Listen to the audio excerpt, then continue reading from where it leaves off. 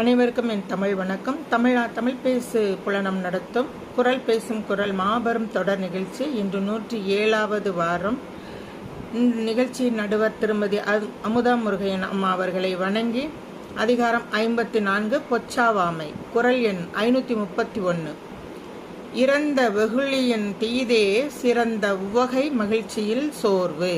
பொருள்: அகமகிழ்ச்சியினால் ஏற்படும் மறதி அடங்காத சினத்தினால் ஏற்படும் விளைவை விட தீமையானது.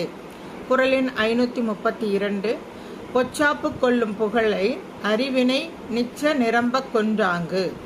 பொருள்: நாளும் தொடர்ந்து வாட்டுகின்ற வறுமை அறிவை அழிப்பது போல மறதி புகழை அழித்துவிடும். குரல் எண் 533. பொச்சாப்பார்க்க இல்லை புகழ்மை இவ்வுலகத்து அது உலகத்து எப்பால் நூலோர்க்கும் துணிவு. பொருள்: மறதி உடையவர்களுக்கு மங்கா புகழ் இல்லை என்பதே அனைத்தும் கற்றுணர்ந்த அறிஞர்களின் முடிவான கருத்தாகும். குரல் எண் 534.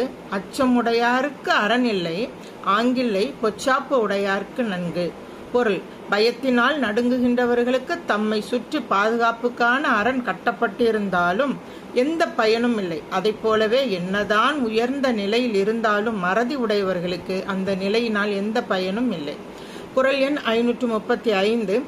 முன்னுறக் காவாது இழுக்கியான் தன் பிழை பின்னூறு இறங்கிவிடும். பொருள்: முன்கூட்டியே சிந்தித்து தன்னை காத்து கொள்ள தவறியவன் துன்பம் வந்த பிறகு தன் பிழையை எண்ணி கவலைப்பட நேரிடும். ஐயன் திருவள்ளுவரின் வாக்கு. வாய்ப்பளித்தமைக்கு நன்றி. நான் இரா வசந்தி, ஆசிரியர், சென்னையிலிருந்து.